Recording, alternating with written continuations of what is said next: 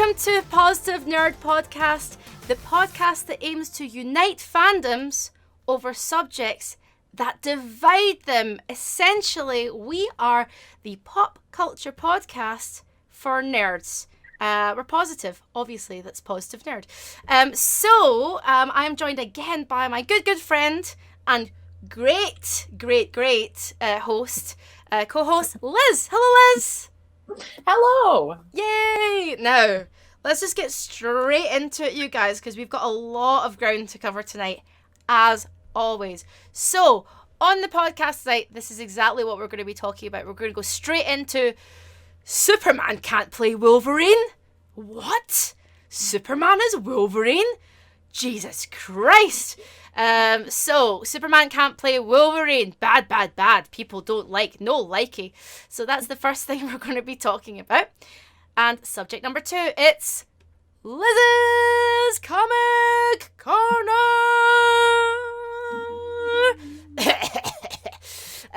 We are going to be talking about Giant Size Jean Grey and Emma Frost. That bitch Emma, I hate her. Bitch. So we're going to be talking about Giant Size Jean Grey and Emma Frost, which was voted for you for us to read last week. Thank you very much for voting because, well, that's the one that we wanted to read. So thank you very much. You know us so well. And last but not least, non-actor cameos are rubbish. They are rubbish. I needed like a puke sound for that. Like, we needed a puke sound. So that's what's on the podcast this week. So let's get straight into the tweets. Superman can't play Wolverine. Superman can't be Wolverine. Let's get straight into the tweets, Liz, and then we'll explain. So this is a tweet from Asher Vendramin. Now, we sourced these. They didn't tweet us. This person says, let's face it. Hugh Jackman was the perfect Wolverine and no one can replace him. But since he's one of the most famous superheroes of all time, wow, what a statement, it would be a crime to not put him in the MCU and someone's got to play him. He doesn't have to be better, he just has to be good. Right, I've got a few problems with this tweet, Liz, but I'll go into it in a second. What do you make of this tweet? Well, it's basically I think people are a little bit conflicted about this. People can't quite seem to decide whether this is going to be a good thing or a bad thing. Okay, so he said, because we're talking about the fact that I guess that Henry Cavill, there was rumours that he was going to possibly play Wolverine in the next Captain Marvel film. But what do you think? The most famous superhero of all time?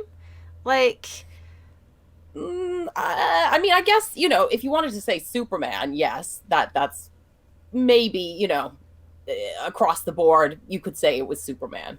Yeah, I suppose so. I guess he is.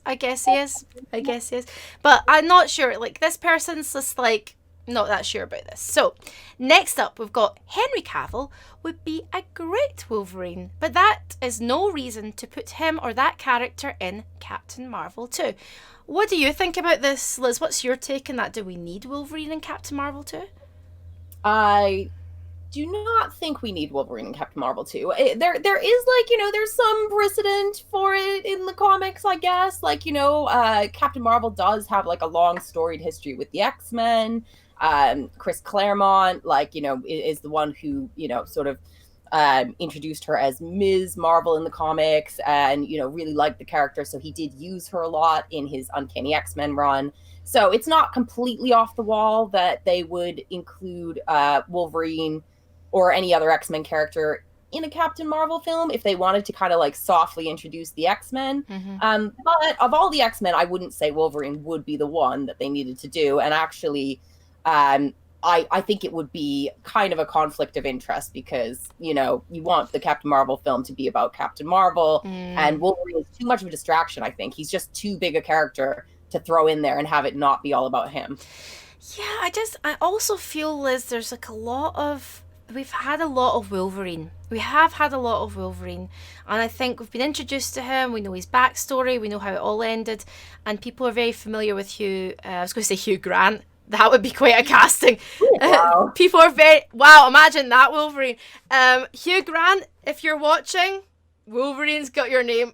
You've got your name all over that part. Jesus Christ. Yeah, let's start that rumor. Let's start that. Hugh Grant, guys. Hugh Grant to play Wolverine. You heard it here first on Positive Nerd. I feel like I don't have anything against Hugh Jackman. I think he was great. I also don't have anything against Wolverine. I think the cat is not my favourite character. I think he's fine. But I don't know. I think we need a bit of a break. What do you think? I would agree with that. I would agree because, Hugh Jackman's like, he's been so iconic in the role for so long, like more than any other character in sort of any of the comic book films. He has appeared I think he's appeared in 11 films at least as Wolverine. So I think that Wolverine has had a very good tenure in the Fox X-Men films. And I think you're right. I think, let's just take a break. Like, before you recast, I would like to see some different X-Men characters appear first, because we've really kind of done, the Fox team of characters, and there's so many other great X-Men characters that you could make movies about that I'd rather see that first. Yeah, absolutely. I agree. Like, please, no more Mystique. And no more Wolverine. I like Mystique as a character. She's a great. Yeah. But wasn't convinced by Mystique in the films. But let's go into the last tweet.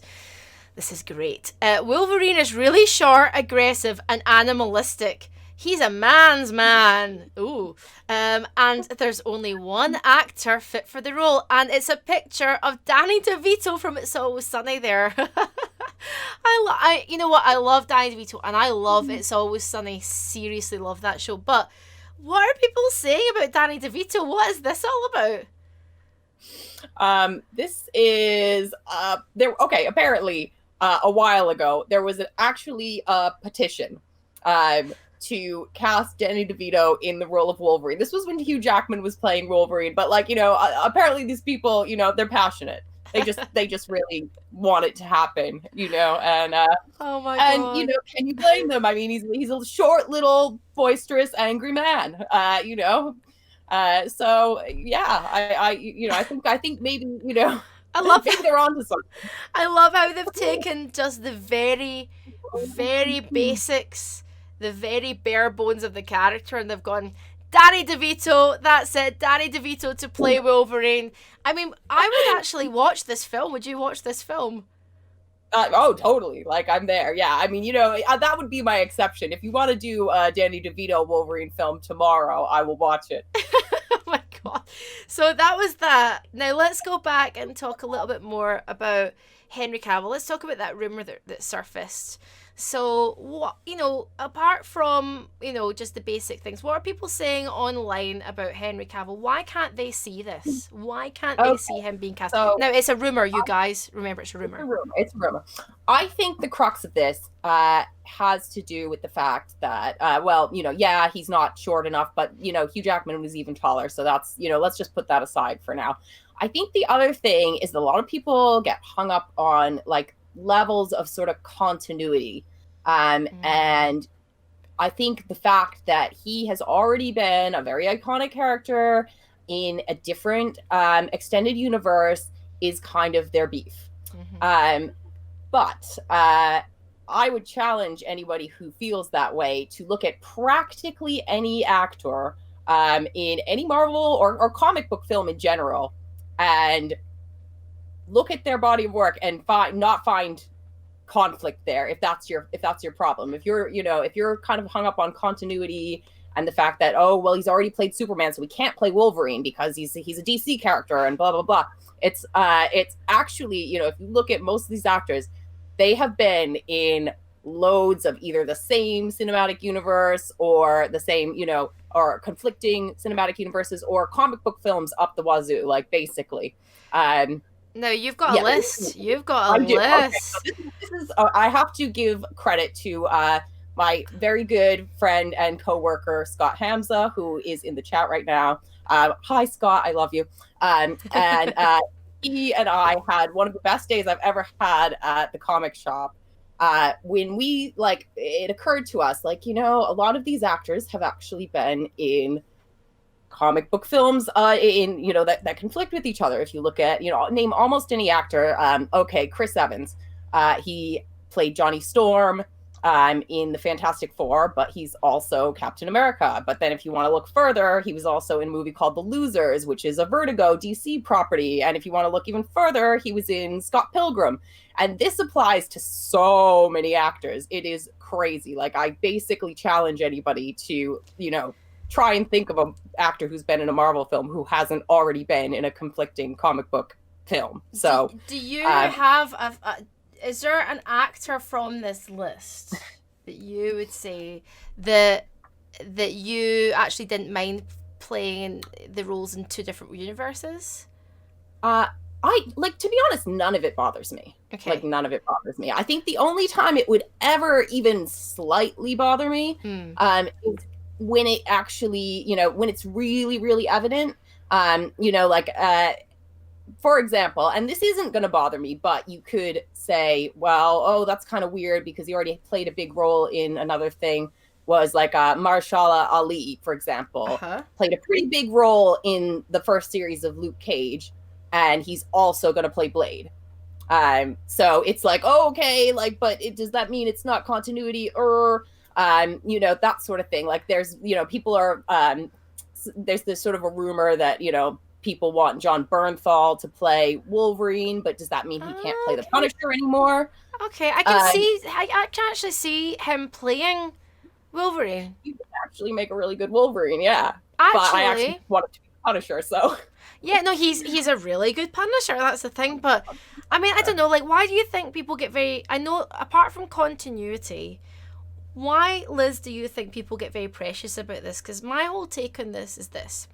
Okay, yeah, it's like, you're playing one thing, then the other. I mean, it's like Chris Evans plays Human Torch, he plays Captain America, that kind of thing, and then they cross over from Marvel to DC, whatever. But they're actors, so for me, I'm like, if you're a good enough actor, you can draw me in with a different character, because the way, I'll just use the Human Torch, Captain America thing as an example, same universe, Marvel, but still, he is a decent actor and played the roles differently, and those films are sort of, they feel different, they sound different, they are different. So yeah, I was fine with that. I mean, why do you think people, apart from the continuity thing, Liz, are so hung up on it? I really do think it is mostly a continuity thing, mostly because it is, people just get really hung up on that, and and they also get precious about, like, oh, well, yeah, but he's he's from DC, so he can't be in Marvel, and that sort of thing. Yeah,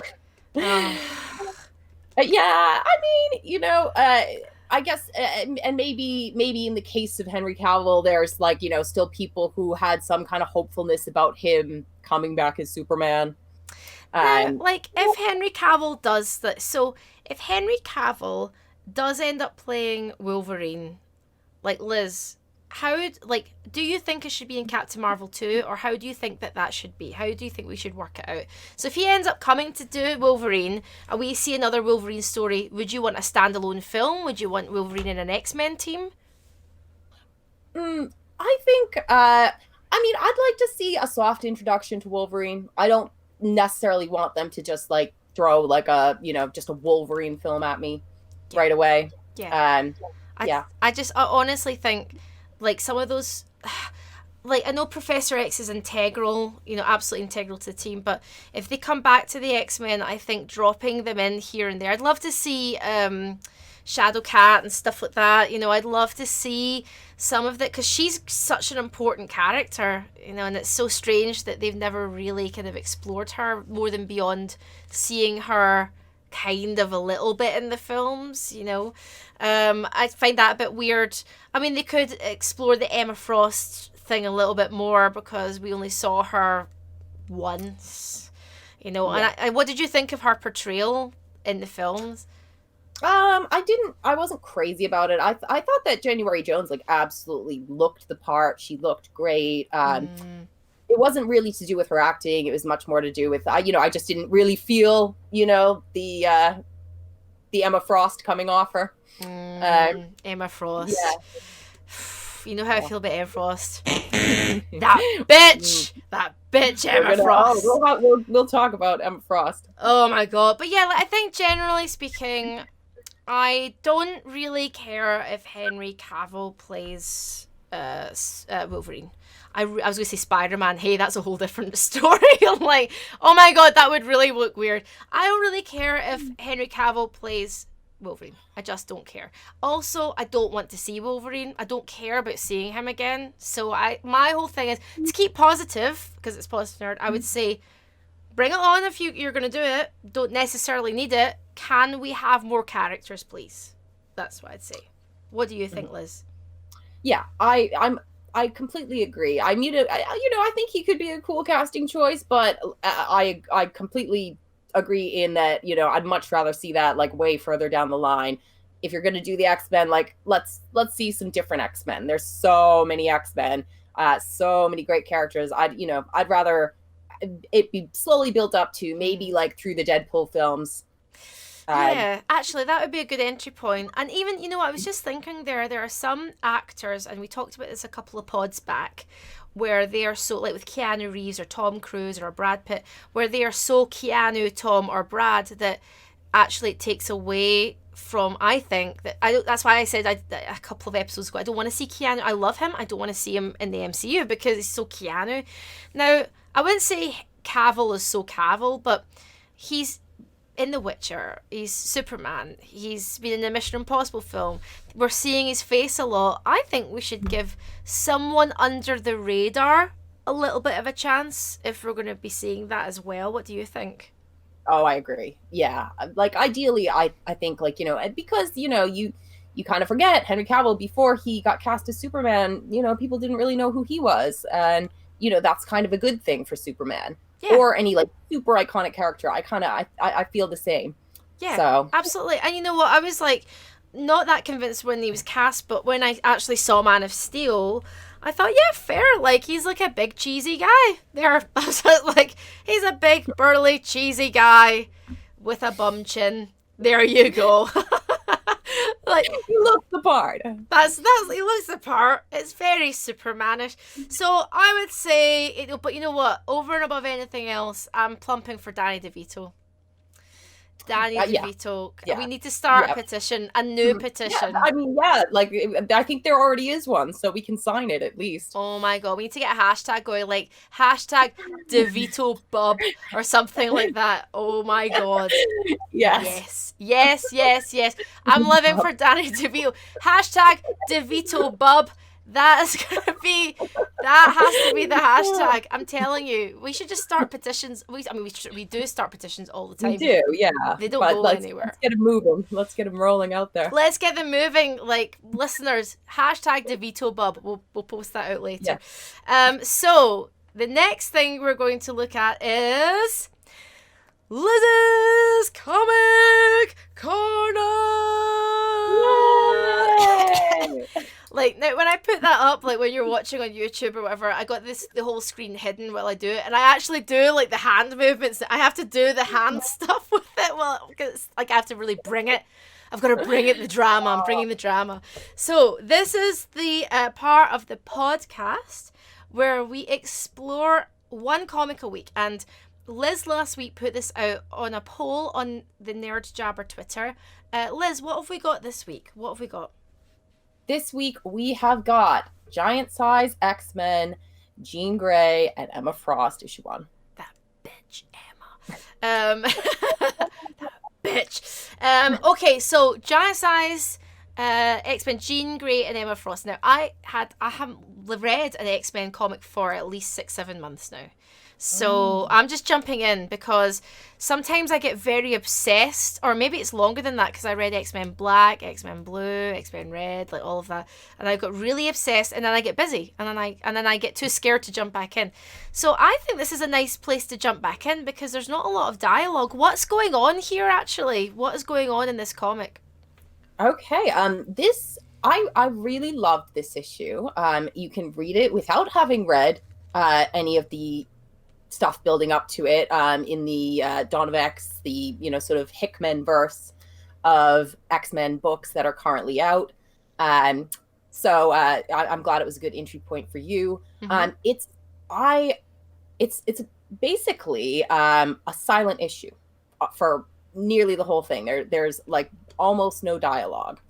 Um, and it is basically Jean Grey and Emma Frost going into Storm's mind. They're two telepaths, and basically Storm's been injured, and they need to find out what happened to her. Got you. And we see Cyclops and Wolverine at the beginning, kind of like walking them up to that point, I guess, and then we see Storm and stuff. And I love Storm as well. Like, I love Jean Grey and Storm. Like Cyclops, Wolverine, Jean Grey, Storm. Like the Emma Frost, bitch. Like apart, like I love that kind of like original team. I really, really like. For me, that's the original team. Now we see them working together. Also, the last time I was reading the X-Men, Emma Frost and Cyclops were together. So what is the vibe at the moment? Right, so first of all, relationship status. Where is everyone at? Okay, yeah.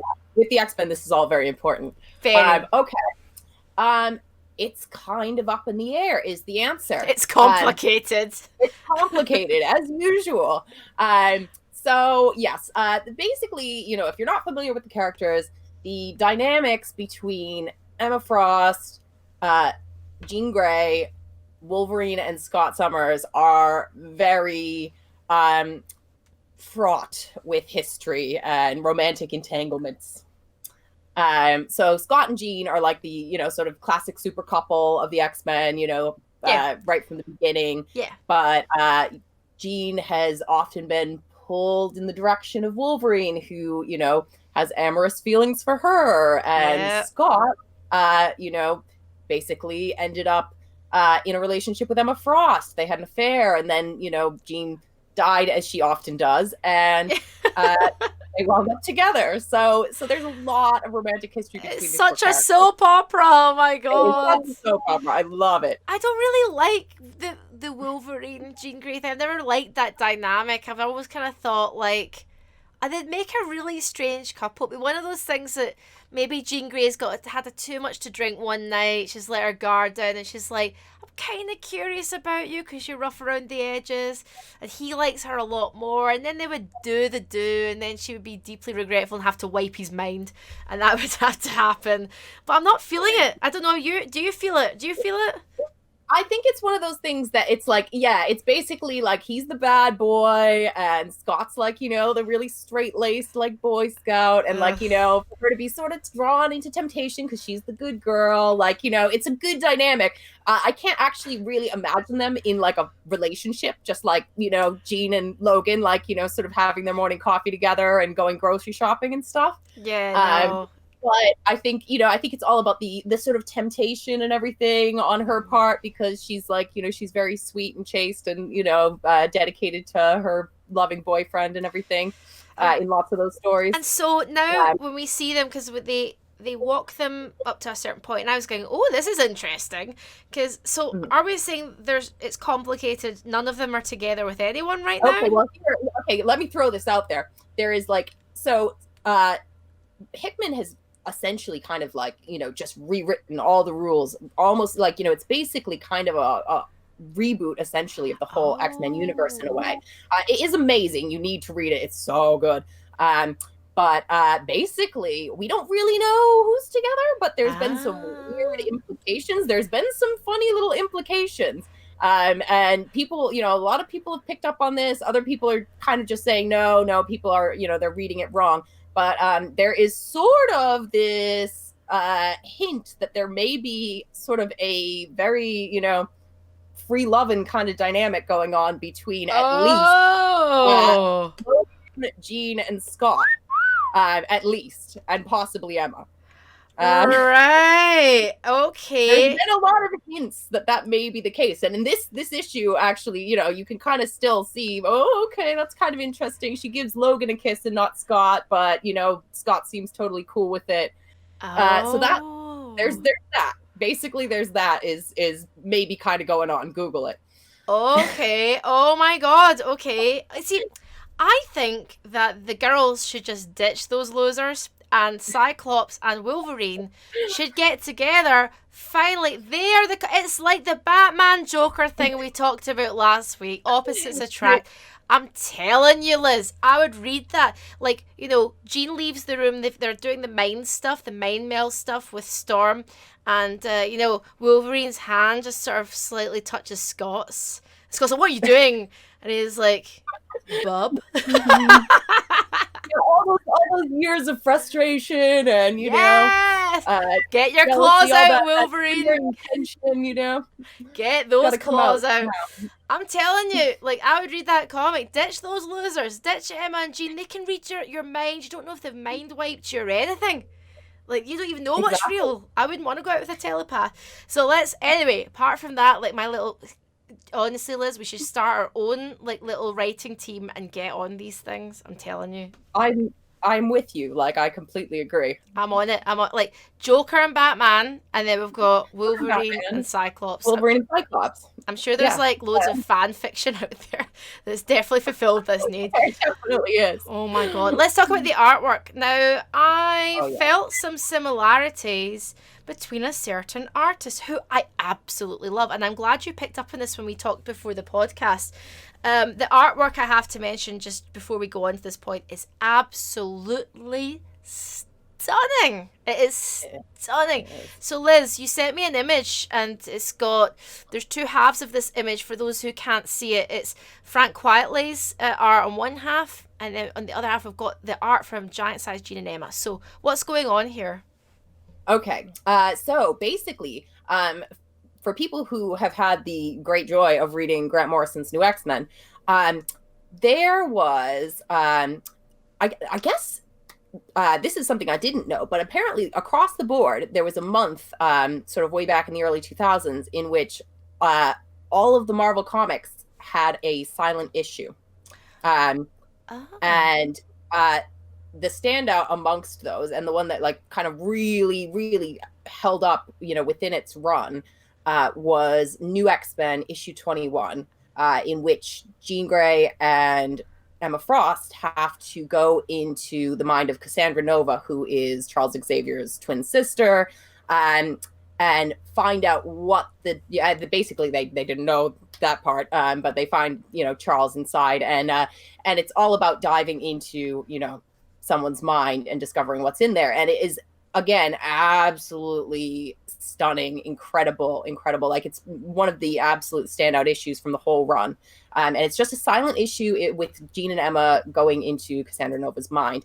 And this issue of Giant Size Jean and Emma is almost uses it as a template.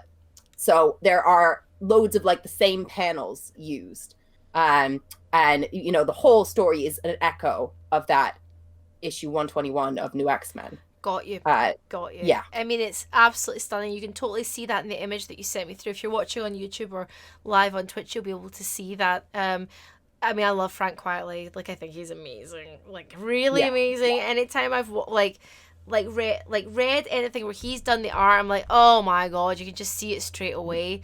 But who would win in a fight? Who would actually win in a fight, though, Liz, between Jean and Emma? Because they are two of the most powerful telepaths on Earth. And you know what? The thing is, right? Let's go back to the love thing. They could have anyone. Yet they've got Cyclops and Wolverine. I'm sorry, but you could definitely like brainwash someone else to like fall in love with you, I'm sure. But anyway, who would win between Jean Grey and Emma Frost? What do you think? I'm gonna say Emma, because she would fight dirty. That bitch Emma. Yeah, she would fight dirty, but we've had the whole kind of like Phoenixy vibes and stuff with Jean Grey. She is very powerful.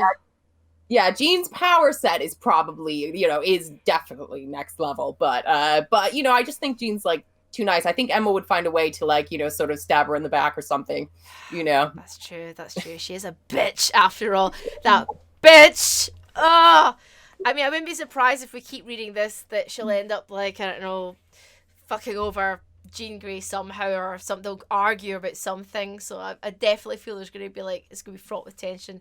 And like in terms of like X-Men stories on screen, we've seen quite a few on screen, but what would you want from the comics, like a famous X-Men story?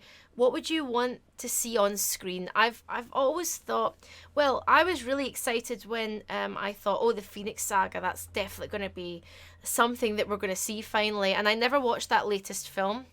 I just didn't watch it. because it looked shit. So I just avoided it. I don't like to watch things and badmouth them. I just thought it's not going to be for me. But I just never think it's been done properly. But what about you, Liz? What would you like to see? Do you agree? Yeah, I mean, like the Dark Phoenix saga. Yeah, I mean, it is a shame because they've tried it twice, and they, in my feeling, they've kind of bungled it twice. Mm. Because it's such an iconic X-Men story. I would actually love to see them build up to that properly and do it right, because I feel like it's kind of like, it's a foundation thing, like, that so many other stories kind of like, it kind of needs to be there to make so many of these other stories work. But other than that, yeah, I mean, like maybe something like the Morrison X-Men kind of like, particularly Magneto's arc in that, like I think is super, super cool. And so many other things that happen in that. But again, that would take like ages to build up to. So, I'd happily see that further down the line. I'd like to see them use the sort of template that, the MCU have used where we've built up to Thanos. And that took years, and I don't think the Phoenix Saga would take 10 years, but you could really do it so that you're building and building and building, and you're kind of getting into that. Same with the Magneto thing that you mentioned, build and build. So you really get to know the characters and their dramas and everything that goes with it, just in the way that we got to know and love the characters we see in the current MCU. Now there's there's fan favorites. Some people love the Guardians of the Galaxy. Some people are just hardcore Iron Man fans, and some people love Black Widow. So there's definitely camps, and I would love to see that with the X-Men, like Team Rogue, Team Jean, Team whatever. All of these kind of things. So yes, I would still I'm looking forward to seeing more X-Men on screen, but who knows what we'll get? I have no idea. No idea. Yeah, I would love that too. I would love to see I would love to see the X-Men get the full sort of breadth that the Avengers have gotten. I completely agree with that. Oh, absolutely. So. And get there's totally enough characters, and there's totally enough drama to make that happen. So absolutely. And Storm, I mean, Jesus Christ, Storm is such a great character herself, and she's never really been fully realized. I think she is so amazing. I think she would make, and there's connections there to Black Panther and stuff. I mean, you can really, you can connect all that up. It's all there. But yeah, let's talk about next week, because Comic Corner, it happens every week, and you have to look at the comics that are coming up. So what have we got? Are we going to put it out to a vote again, Liz? We are going to put it out to a vote again. We're trusting you guys. Yeah, I know. I do have a favorite this week, so I'll hint at that. But okay, go. What have we got? What have we got for next week? So the options that we have at the moment are we've got a DC book, a Marvel book, and an indie book.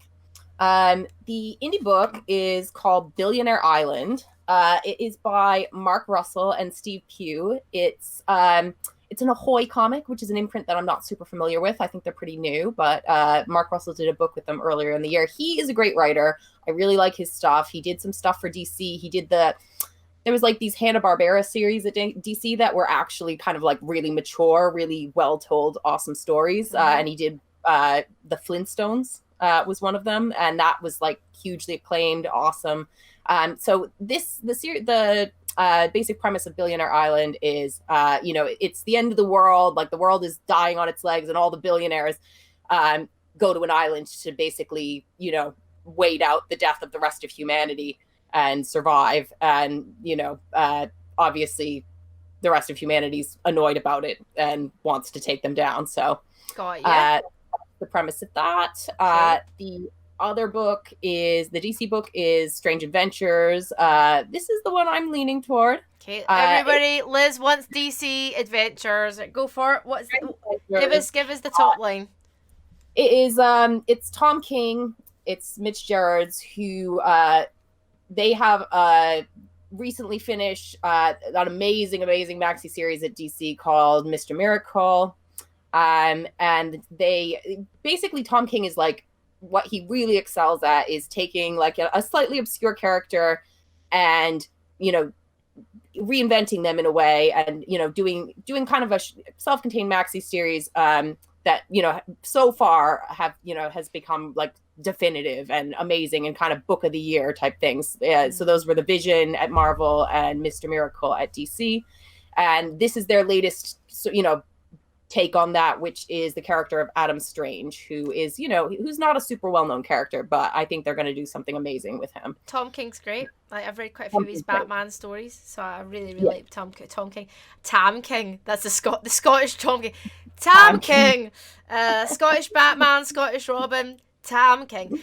Okay, so what's the last one? Top And line. the last one is Strange Academy, Ooh. issue 1, which is Scotty Young, who has been doing a lot of stuff at Marvel. He's a great artist, but he's also a good writer, and he is doing this book with Humberto Ramos, who's also a great artist. And it basically looks like what Wolverine and the X-Men was, but for magic using characters. Oh, okay, all right. Yeah, so it's like a fun teen book kind of thing with with a school setting, and I think Doctor Strange is going to be one of the professors and a bunch of the magic using characters. But so, it looks like fun.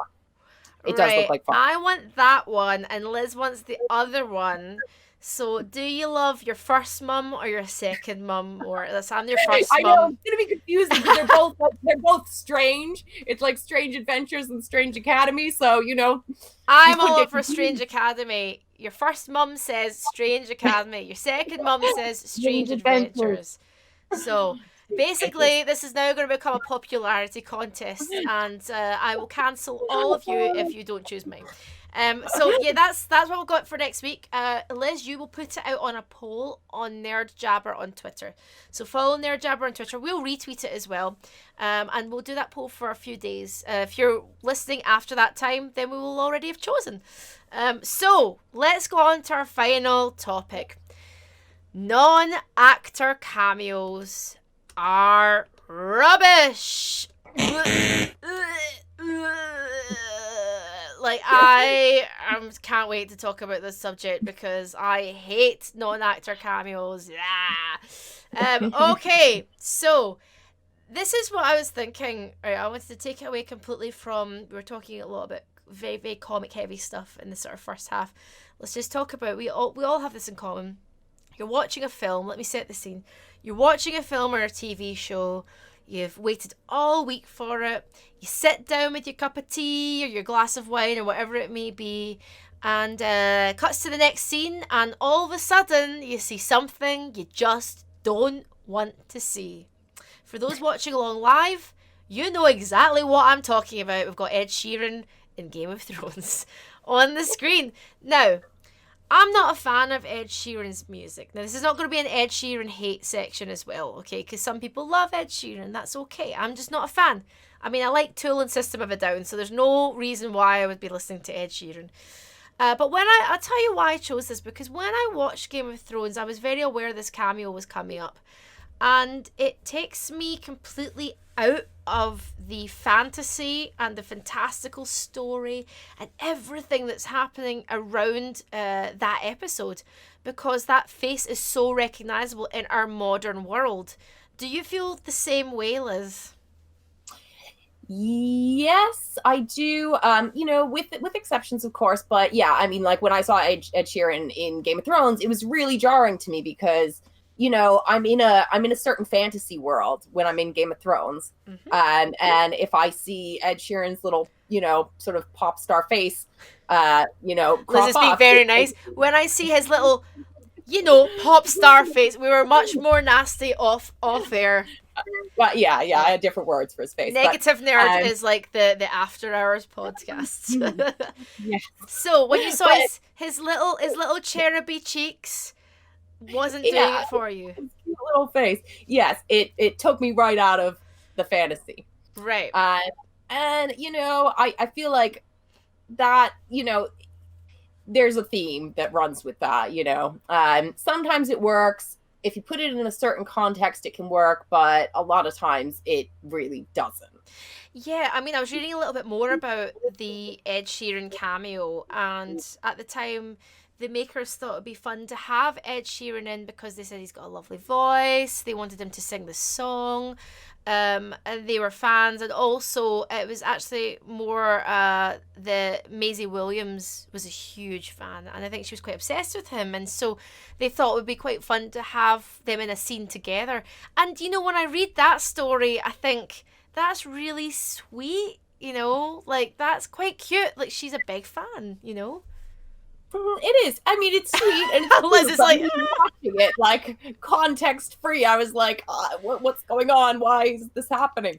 I mean, when you were younger, so cast yourself back. So I think Maisie Williams at the time might have been 17 or 18. When you were 17 or 18, and if you were an actress, who would you have loved to have shared a scene with from the music world? Okay, so imagine we get a cameo in. Who would it Okay, be? Okay, well, this is one of the examples that I actually mentioned to you previously. You know, that applies to another movie. So I was really obsessed with the White Stripes. Right. Okay. Yeah. So Jack White pops up in a movie called Cold Mountain, which I actually thought was pretty boring, but I watched it a lot because I like Jack White. So it can have the opposite effect too. So, you know, I was incentivized to watch that movie, which I found boring. So, you know. Okay, all right, there you go. And I'm sure lots of Ed Sheeran fans who might not have been Game of Thrones fans, or I think they've probably crossed over, probably came into that episode going, oh, look, it's Ed Sheeran. And I get that. I mean, there's some good examples. I'll go with another bad example before we go with the positive. Another one that I thought about was Macy Gray. Okay. Macy Gray in that first Sam Raimi Spider-Man film. Now, I think it was 2001, 2002, something like that. And at the time, I didn't know that she was going to cameo in it. I was just watching. I was fully immersed. I was literally like so excited, jumping out my seat, seeing, you know, Peter Parker, Spider-Man on the screen for the first time. Then there's a scene. There's a scene where a lot of people are gathered and she's singing. And it really took me out of it. And I was like, I don't want to... First of all, I'm not a fan. And second of all, I don't want to watch a music video. It felt like the studio were promoting her. What, did you feel the same way? I'm wondering if you felt the same. I did, because like those Raimi Spider-Man movies have this like this quality about them that is like almost even, you know, even though there's no set time frame, they kind of feel like they're in another time. Almost like, you know, there's almost this like kind of 60s Spider-Man vibe to them. And to see like this like, you know, sort of 2000s like, you know, kind of megastar, you know, Grammy winning artist pop up and perform an entire song was really jarring. Exactly. You know, it felt like it fixed it at a certain time point for me, like, you know, oh, okay, this is happening now then, whereas before it kind of felt like almost kind of timeless in a way. Yeah, I think so as well. I don't have a problem with that film at all. That's the one scene I have a problem with. I just didn't think she needed to be there. I'm going to go read more about the reasons why she maybe was there, but just wasn't feeling it at all. Something that I was feeling, though, and I love this film, Wayne's World. Like, Alice Cooper. But I feel like that whole scene with Alice Cooper, they've written it for him in a way that's jarring because he's telling them facts about Milwaukee. It's pronounced Milwaukee. And he's like this all-seeing wise one almost. And they're like, we're not worthy. And it goes with the music theme of the film. It's flipped on its head. You've just seen him like perform, like I think it's Frankenstein or something. It's the song that he performs. So I was like, yeah, this works. This is good.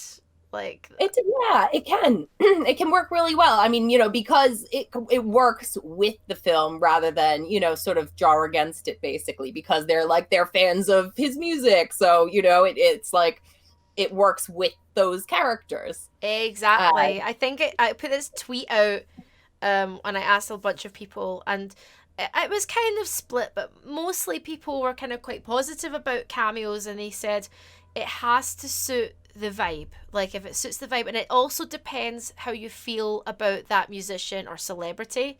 Let's look at ones that you chose. Michael Jackson in Men in Black. He kind of looks like one of the aliens, so I feel like it kind of works. Why did you choose this one? Did this bother you? it's just one that, like, again, it was like sort of, oh, it's Michael Jackson. Yeah, it's so weird. Like, you double take, you're like, oh, okay, like, and in the case of Men in Black 2, I agree with you because he's such a, like, yeah, almost sort of alien character, like, he's so sort of otherworldly in a lot of ways. It actually did kind of work for that film. Yeah, like he despite all the accusations and all of the weirdness behind Michael Jackson's life and legacy, in his living life before all that, he was a sort of strange guy, he's almost kind of mythical. There's a lot of stuff around him that didn't feel real or right, and so yeah, it kind of does work with Men in Black. Yeah. So I'll give you that. That one's fine, and I forgot about that one until I saw the picture, and I was like, oh, okay. Another one you mentioned was Trump in Home Alone. What did you, at the time, it didn't register for me because I was young. Oh no, it's a weird one because it's like it's kind of retroactively really weird because at the time, like when I watched it as a kid, it's it actually like kind of fits for the movie, at that place and in time, because it's Home Alone 2, Lost in New York. Donald Trump's a billionaire, lives in New York. There's the fancy hotel. It all kind of makes sense, and was at the time I wouldn't have thought twice about it. But now he's the president of the United States, and it's weird. I know. And I watch Home Alone practically every Christmas, so I always forget about it, and then there he is, and it's weird again. I mean, Home Alone 2 is a weird film anyway. Because if you think Home Alone 1's perfect, I like Home Alone 2. I actually really like Home Alone 2 as well. But, like, he gets lost again.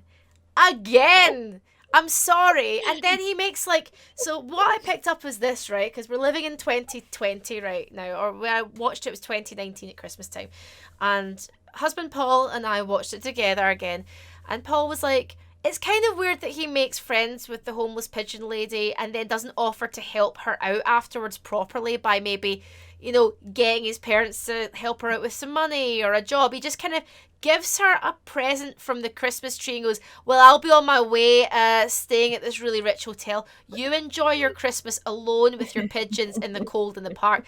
See ya! That is like the definition, if you're going to call it like privilege, like that is a definition of it.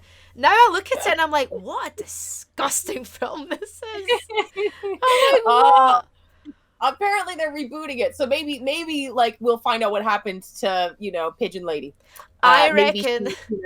The McAllisters did come back. They they helped her out. She now is the really successful businesswoman. I think that Pigeon Lady possibly goes mad and kidnaps adult Kevin. and sort of just keeps him in the basement somewhere with all of our pigeons, and then he gets Stockholm syndrome and becomes Pigeon Man, and then they live a pigeony existence in the park together. It comes around, and then his parents try and find him, and he's like, I'm not Kevin, I'm Pigeon Man, I'm Pigeon Guy. This is like a really dark turn for Kevin McAllister.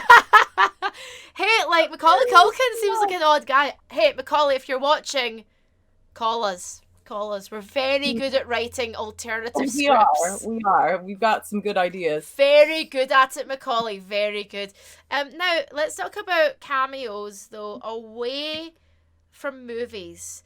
You actually chose some cameos from comic books, good or bad. Let's cycle through them here. Bill Hicks. Now, what is this image from that we're seeing? If you're watching along live or on YouTube, explain the image. We can see an image of Bill Hicks. What is this from? This is from one of my favorite comics of all time, Garth Ennis's Preacher. And this is a cameo that I think I loved. I loved seeing this. Apparently, Garth Ennis is like a massive fan of Bill Hicks. I'm also I'm a massive fan of Bill Hicks. I think I was listening to a lot of Bill Hicks at that time that I was reading this.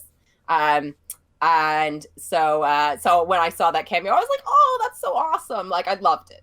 I thought it was just great. So that's one that works. And Bill Hicks love Garth Ennis, amazing. So I feel like I feel like Garth Ennis's essence kind of suits that vibe as well. Yeah, totally. So I completely get it. That feels like it works. Another one we've got is Eminem. this is Punisher, right? I can see Punisher here. What's going on here? Why is Eminem in a Punisher comic? What's going on? This is okay. I have to admit, I've never read Eminem versus the Punisher. It is one of those things where I don't get me wrong, I want to read Eminem versus the Punisher, but it was one of those just super bizarre crossover things. It was like sort of during the height of Eminem's popularity, I think. It was a good while ago, and Eminem's huge, and apparently he is a massive fan of the Punisher. Well, fair, that's and fair. just really wanted to be in a Punisher comic. So there you go. He got to be in a Punisher comic. That's fair. Whether or not this works, I don't know. Okay. To be honest, I'm probably like my gut feeling is that it's going to be kind of weird, but it looks at weird. the same time, power to you, Eminem. Yeah. Power to you. Honestly, if I could be in a Punisher comic, I would be in a Punisher comic. I'd be happy with that. I'd be like, yeah, put me in any panel. I'll die. I'll do anything. I'm fine with that. Yeah, just to have me get blown away by the Punisher, that would be great. Yeah, blow my head off. I'm like cool with that. Next up, we have Stuart Lee. Now, Stuart Lee's brilliant, and tell me, this is a shock and a surprise. I don't know much about cameos of real life celebs, comedians, and musicians in comics. What is this from? This is from Doomsday Clock, issue 3. So not a fairly recent comic within the last sort of couple of years. Stuart Lee is a massive comics fan. And if you work in any comic shops around London, you've probably seen Stuart Lee come in. And he's like just a big geek and knows a lot about comics, really knowledgeable. And he apparently knows Gary Frank, the artist. So that's how this little cameo came about. Right. Okay. Got ya. I didn't know the sort of Bill Hicks thing. I thought actually. I didn't know about the fact that Stuart Lee was a massive comic book fan. Now I'm thinking, Liz, you have to come back to the UK so we could do specials of Positive Nerd and go speak to Stuart Lee and stuff. Like just do like offline, off Twitch specials where we do special pods and speak to I'd love to speak to Frankie Boyle. I know he's a very big comic book fan. He is too. It's weird. A lot of comedians are. A lot of comedians are really big comic book fans. So love Frankie Boyle, and I've read some of his comics when Mark Millar did a magazine a number of years ago. Frankie he had a couple of strips in there, and it was very Frankie Boyle. It was very very alternative, very kind of downbeat, very kind of violent, very messed up, which I like. So that's what it says about me. But I love all that. So would you say that comic cameos are maybe a better approach as opposed to TV and movie cameos? I think there's an element of the same thing going on. Like if they had put, the Eminem thing was a one-off. If they had just put him in the regular Punisher series, like in just an issue of Garth Ennis's Punisher or something, I don't think I would have liked it at all. Okay. But because he's too, again, it's Eminem, it's just too big and jarring. Whereas just a little couple of panels with Stuart Lee popping up probably, is okay. So I think there's varying levels and context. Yeah, exactly. And we're talking about something different, obviously, too.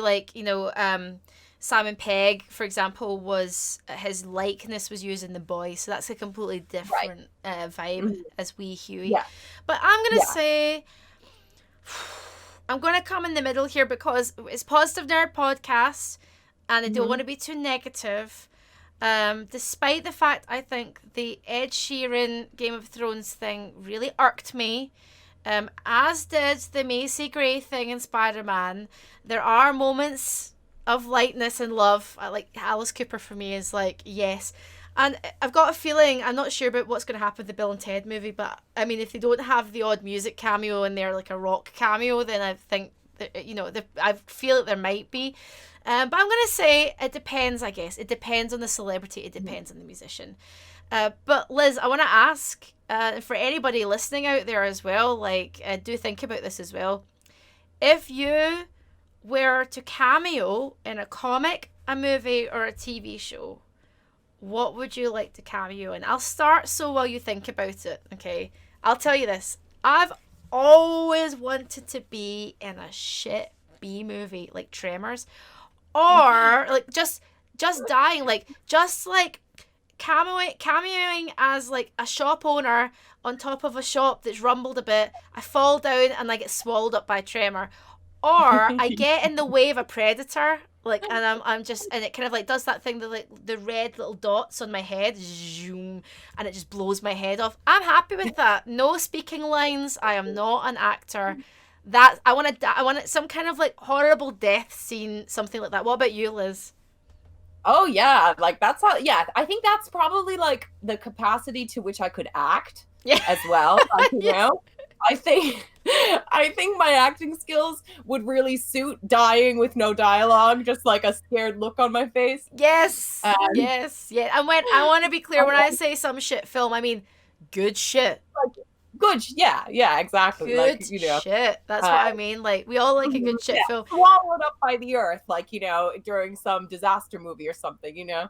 What about, like, I thought you would say something like superhero-y. Would you want to be in a superhero? Well, yeah, okay, I would, yeah, like, I think, you know, I would like an extended, like, you know, sort of cameo in a Punisher comic, for example. I mean, I could die there too. That'd be fine. Fine with that. Yeah. Yeah, but yeah, like so I'd like to be like, you know, I'd like you know, like a full interior panel sequence in a comic. That would be really good. Oh, brilliant. Okay. Cool. And yeah, and I think actually like what you said is you know, I could see myself definitely like, you know, like in a horror film maybe. Yeah, just getting stabbed to death repeatedly. Oh yeah, yes, yeah. yeah. I'd like to get a few stabs in before they stab me, though. And then I'm happy You're to really die. good at screaming, so Yeah, I'm good at screaming. I could totally do that. Ah! Like, I totally do that as long as the director doesn't tell me what's happening next, and I'm totally cool with that. Because that leads us on to our fan art. You know, we're going to be showing the fan art after the podcast, but we're doing calls out for fan art because we always do fan art. Every week we do a call out for fan art, so, and we show them after the podcast is aired. So if you're listening now, you can go on, you know, Twitch, We Clear here on Twitch, and you can watch the VOD, right? But we thought that this week the fan art submissions could be death scenes. Can you feature us in death scenes in movies, comics, and TV? So anything you want, like take a death scene and then just stick our heads on there. Fine with that, like absolutely fine with that. Or alternatively, Nightwing writers, if you're watching, Liz loves Nightwing and particularly his arms, but she doesn't want any speaking. So if we ever make a film or a TV show or anything like that, just Liz being a lovely girlfriend holding his arms. That's it. Like, so yeah, that's it. That's the part Liz was born to play for to play. Yeah, dream role. Absolute dream role. So that's the fan art submissions for next week. If you want to send in your fan art and you're listening to this podcast and are watching on YouTube and you're thinking, oh, I could have a go at that. I'm very good at Photoshop. Or not. We like shit fan art. Good shit fan art as well. Please join the Discord. Okay, so you can get all the Discord information pretty much on my Twitch channel, We Clear here. Or you can tweet us. Just tweet me or Liz, which brings us on to the end of the podcast. Oh, no. I need to have like a crying sound. That's the thing I haven't programmed. Liz, where can we find you online? You can find me on Twitter and Instagram at Liz C. Jordan. Yes, you can. And you can find me at We Clear on Twitter, We Clear here on Instagram, and We Clear here on Twitch. And you can also subscribe to this as well. Make sure you subscribe on Spotify, iTunes, or watch on We Clear here. And do make sure that you watch out for those polls, or the poll that's going out. Liz, please remind me of the titles of the comics that you're going to be putting up on Nerd Jabber's Twitter. The titles of the books are Billionaire Island, issue 1, Strange Adventures, issue 1, and Strange Academy, issue 1. Now, mum number 1, which is me, I want Strange Academy, but your other mum wants Strange Adventures. So It's basically, who do you love the most?